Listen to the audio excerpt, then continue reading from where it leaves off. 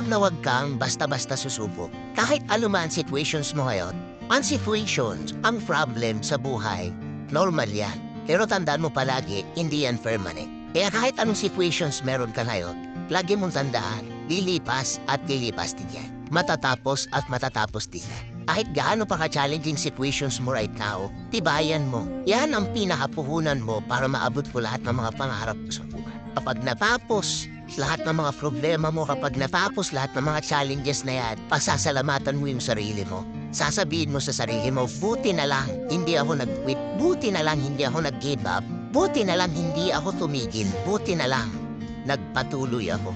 Wala kang ibang pasasalamatan at the end of the day kundi yung sarili mo dahil naging batihari ka. Kaya kung anong situations meron ka ngayon, wag kang basta-basta susubo. Wag kang basta-basta bitaw. Tandaan mo palagi, lilipas at lilipas din yan. Hindi yan permanent sa buhay mo.